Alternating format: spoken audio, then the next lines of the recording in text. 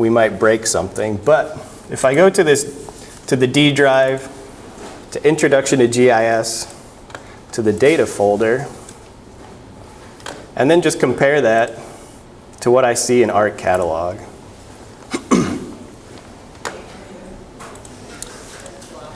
Let's see. So if I look at the energy folder, once again in ArcCatalog, I see these shape files. If I open that folder in Windows Explorer, I see, what do you see when you compare the two? Through the eyes of ArcCatalog, how many files do I have? I don't know, 7, 8? How many do I have through the eyes of Windows Explorer? A lot more than 7 or 8, right? But what you'll notice is that there are actually 7 files that have the same name with a different extension, right? So in reality, a shapefile isn't just one file. It's 7 files that are interpreted together from the software. There's one for the attribute table. There's one that defines the coordinate system. There's another one for the geometry. A few others I'm a little iffy about, quite honestly. But these work together in the software to be one shapefile. If I now go to that energy.gdb folder, to my geodatabase, again, if I look at that in ArcCatalog, you know, I have those same 7 or 8 feature classes.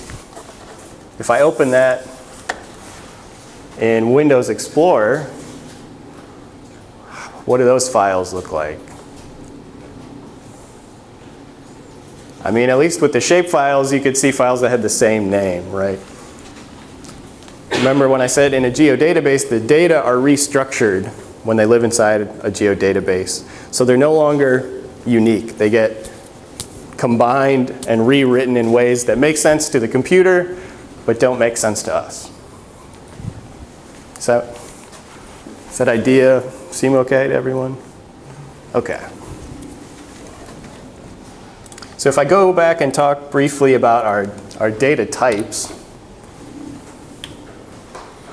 the big takeaway message here is if you're going to use shapefiles, they're convenient when you have to share a single file with somebody else. Because you can find and grab those 7 files, maybe zip them all together and send them to somebody, attach it to an email or whatever. With a geodatabase, you couldn't go in and look through it and find the files associated with your data set, right? You either have to zip up that whole geodatabase and send all your data together, or you can also export data out of your geodatabase to a shapefile. Let's see. So I think I went over most of these advantages to a geodatabase. The size of your data doesn't have a limit. It has better querying and rendering performance. Smaller details like the field names, so the titles of those columns, do not have a limit in a geodatabase. So on shapefiles, you may see some very cryptic naming conventions because you only have a 10-character limit on each of those. But again, the takeaway is we encourage you to use shapefiles if you need to send your data around, but otherwise use a geodatabase and create your data in there.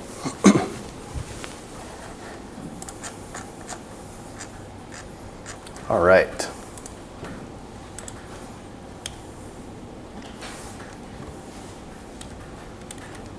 Got ahead of myself here, sorry. So now let's move away from ArcCatalog and previewing our data. Let's actually go and make a map, right? So we're going to go through the ArcMap interface, and then we'll add some data and start doing something exciting, making maps. To open ArcMap, if you have ArcCatalog open, you can click here at the top. There's a button where you can open ArcMap directly. You can also go to File, All Programs, ArcGIS, and open ArcMap 10.4.1.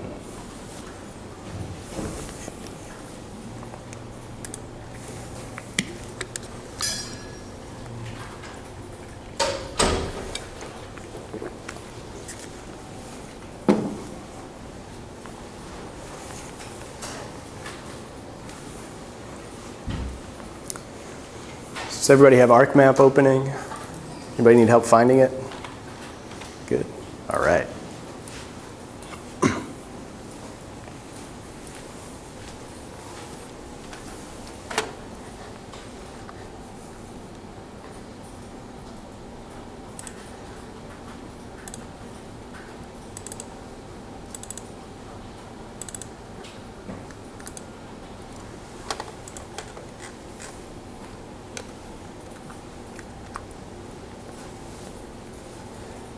Okay, so when ArcMap opens, if you have this message for the Business Analyst Desktop Center, you can close that.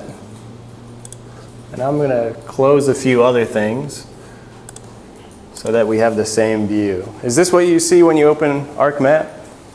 Exactly the same? All right. So again, ArcMap is what the software you're going to use to create maps, and it's also where you do the majority of your spatial analysis and processing later on. The interface is very similar to ArcCatalog.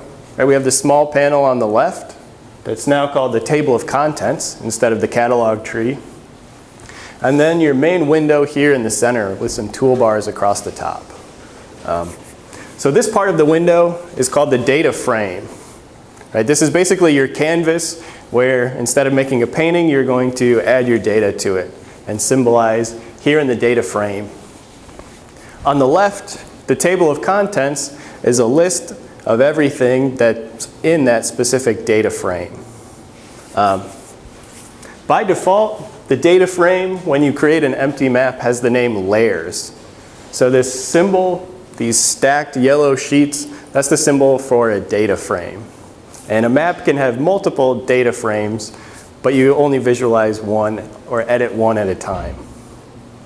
When you create this ArcMap document, it's important to know that it doesn't store the data along with it. So when you go and make a map from your data, really all you're doing is creating a text file that points to your data. It just says, here's where the data are, and here's how I want to display them. So if you make a nice map out of your data and you want to send it to a colleague so that they can make edits to it, if you don't send it with the data itself, then they're going to get a map that's going to have a bunch of red errors for each data set you have because it doesn't know where they are. So just keep that in mind. The map document itself is just a pointer telling how to display the data.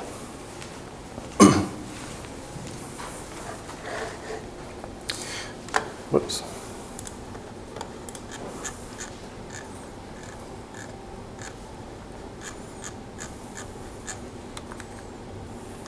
All right, so the first thing I want to do is add what's called a base map. Right? So a base map is the fundamental or bottommost map in your document. When we add data to our map and they show up in the data frame, they're by default listed by the drawing order. So things lower on the list get drawn first. So something like a base map. Then you start adding data on top of it. So whatever's at the top of the list is going to potentially cover up everything underneath it.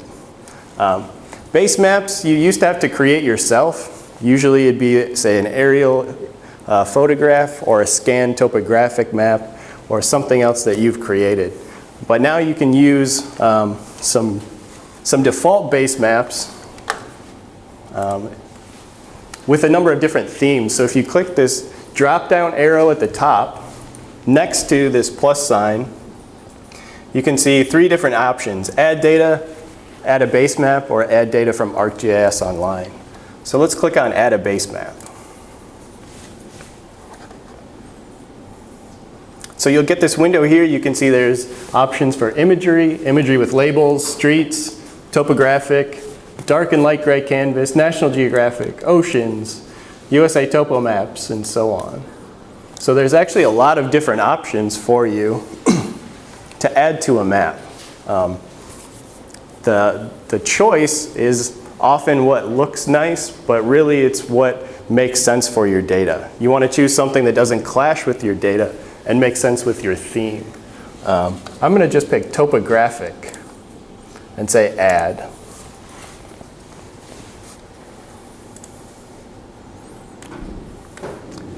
and I get this warning popping up about hardware acceleration. If you get this, say no.